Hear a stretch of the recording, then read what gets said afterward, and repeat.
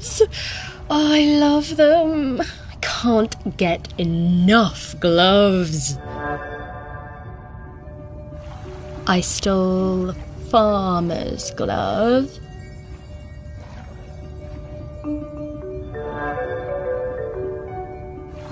I stole the fisherman's glove. I saw that girl out in my woods, riding that strange bumpy beast around again.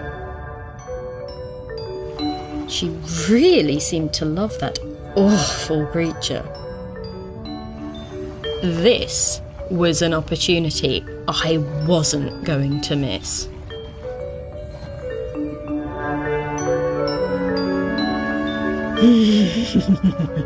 Lovely gloves.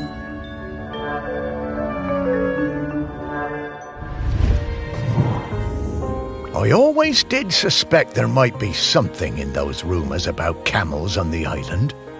All that time, and Val never let on. Bless you, Val.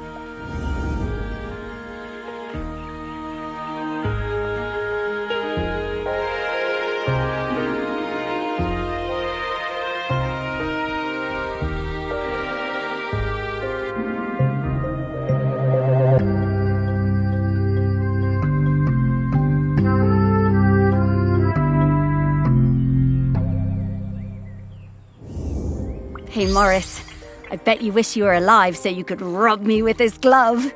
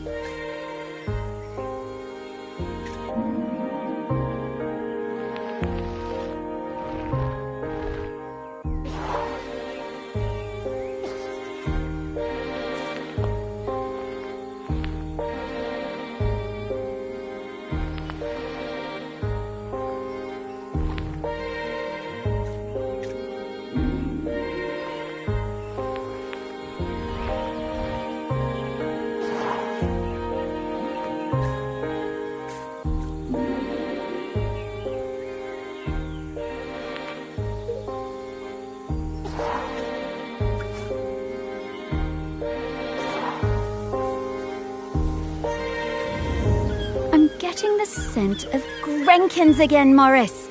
I'll pop up to let you know when we're close to one.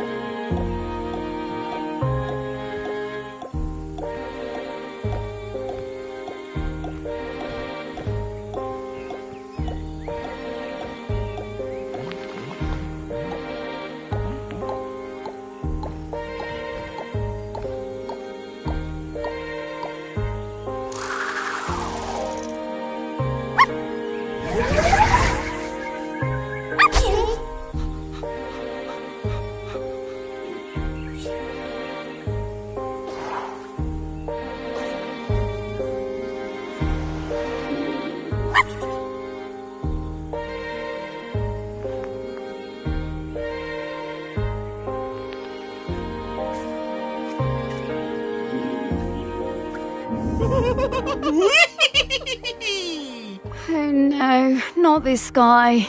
Hello, ready for some fun? Oh, hello. I'm Mr. Whitstable. Welcome to Mr. Whitstable's riddle game.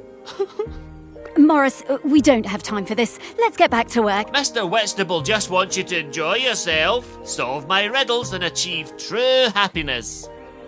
Oh, these do seem kind of fun.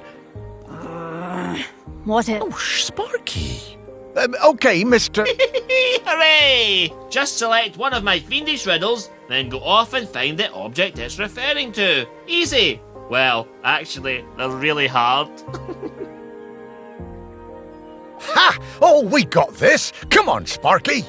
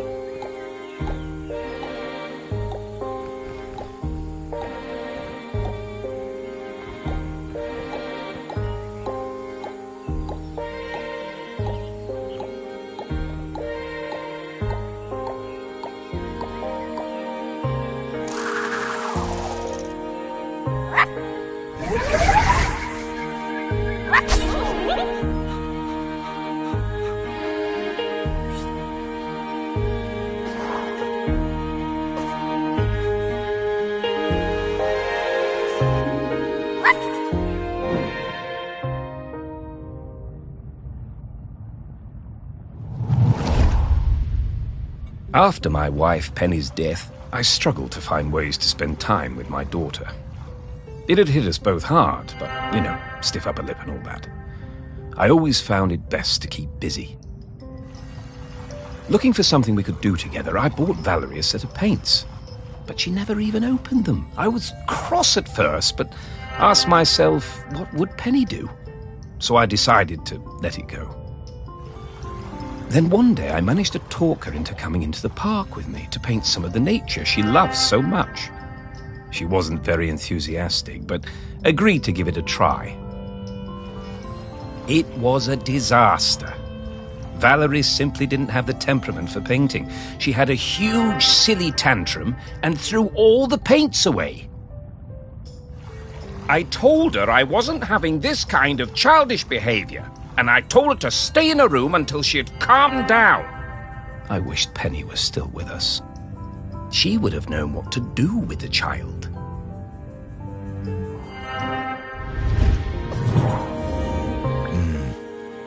Very hard, that, to lose a parent. Was never going to be easy after her mum died, but he always did seem distracted with his fancy art projects.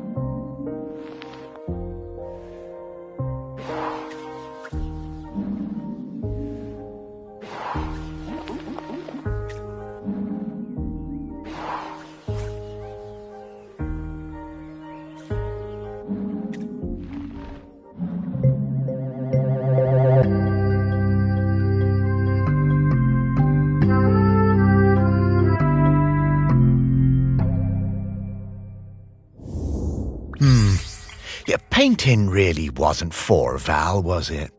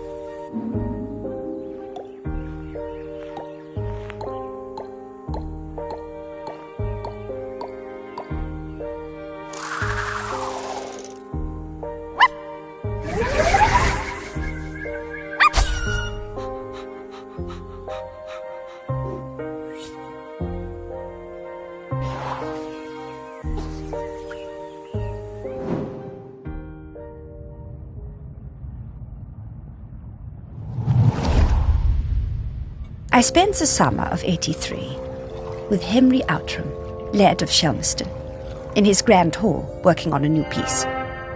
It was supposed to be about the volcano, but once I arrived, I found myself particularly taken by all the vales around the island. Henry was a delightful host, always excited to have us bright young artists around, and always ready with a charming question or a fortifying glass of something. His daughter, I think her name was Mallory or Valerie or something, was usually outside roaming the grounds. Henry said she was discovering herself and learning self-reliance through independent play. She seemed feral to me. One day, I came across the perfect finishing touch to my sculptural masterpiece, but it turned out to belong to the wretched child. I tried to explain to her why I needed it, but she snatched it away and walked off. I went to Henry, thinking he could make her give me the boat, but to my astonishment, Henry told me it was up to her if she wanted to give it to me. Henry called his daughter and we all talked about it. When Henry suggested that maybe I could buy the boat, her little eyes lit up. It cost me £200 for that little wooden boat, but it was worth it.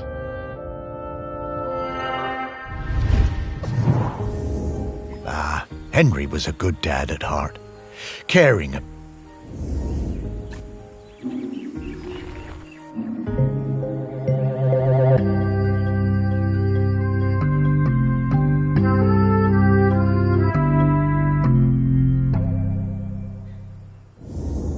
I wonder how many people even saw this.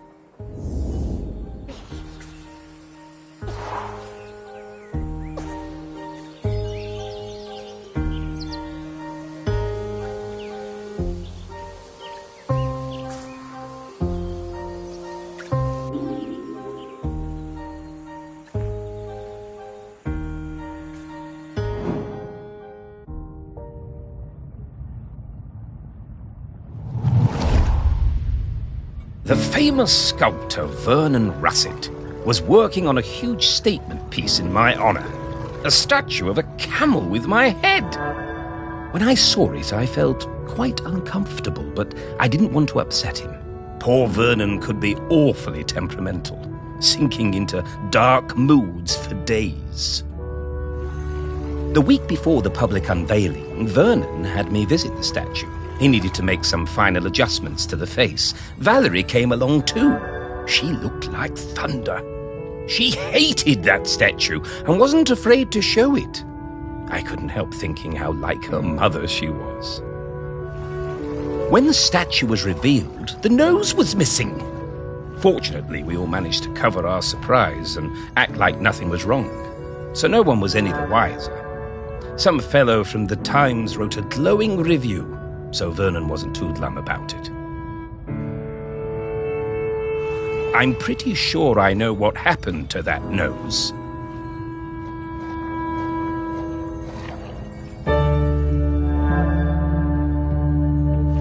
Ah, the old Outram spirit. Good for you, Valerie. Your mother would have been proud of you.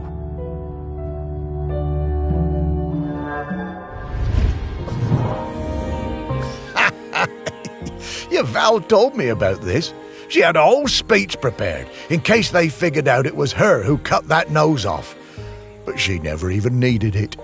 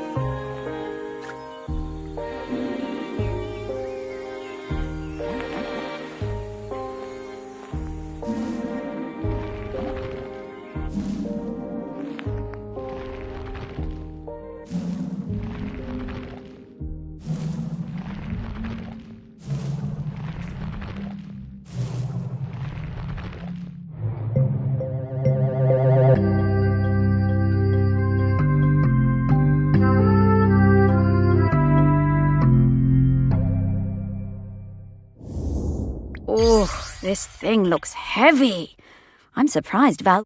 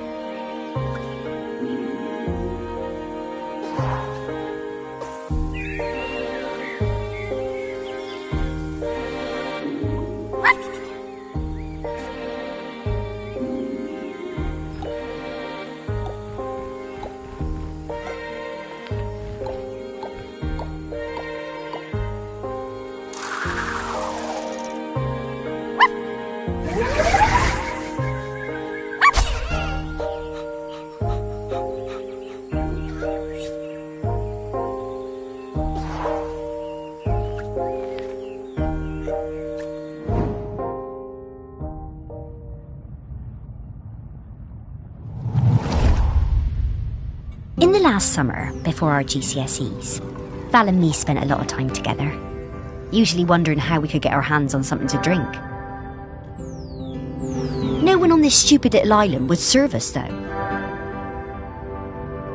One day, we were hanging around on the allotments near the quay when we spotted something.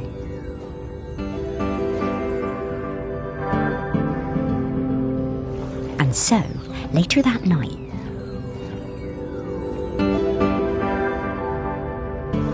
we went into the woods behind Val's house to drink it, sitting on top of that ancient stone that they say protects the island. But there was no way we were going to get through it all, so we decided to bury the rest. A few weeks later, we went to dig it up again, but couldn't remember where we'd dug the hole.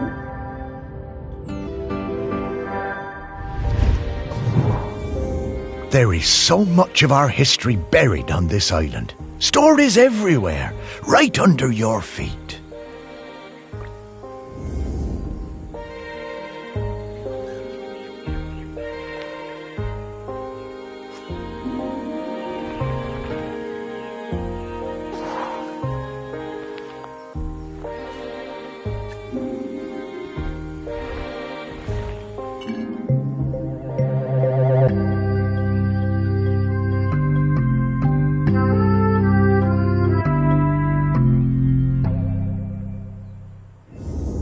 Wow, Morris, this smells incredible. I'm getting scallops, I'm getting peaty bogs, I'm getting roast lamb. Woof!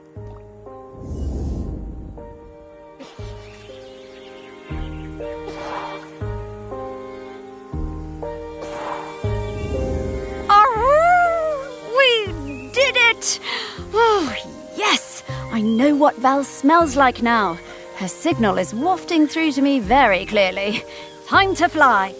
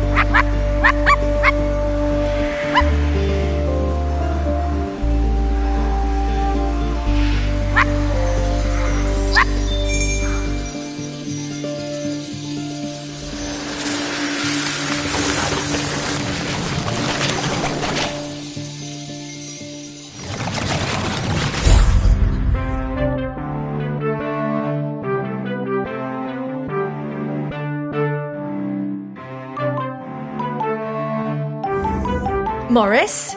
Morris Lupton? Is that really you? And Sparky? Val! Oh, it's so good to see you again. You too! You're looking very, Dead? Yeah. But quite good, considering. Hello, Val. And Sparky talks now. Death certainly has been strange. What brings you back? Well, we're trying to find a replacement custodian. You've surely seen the volcano. Oh, yes. Poor Aggie. Aggie? Aggie is the current custodian. Oh, well then, yes. Oh, Morris. That... Oh, You can do it. I'm flattered, but those are enormous shoes to fill. And I'm not like you, Morris. I don't love this town like you do. And, if I'm being honest, I can't abide all those arty types and mainlanders tromping around. I can't speak for them. This job isn't for me. Oh, well, I'm sorry to hear that, Val. Thank you. It's been so nice to see you again. You too, Val. Sparky, I'd love to spend some more time. Oh, I'm sorry, Morris. We really need to keep this search up. Come back later, Morris. I'll be here. Oh, well, all right, Val. Goodbye.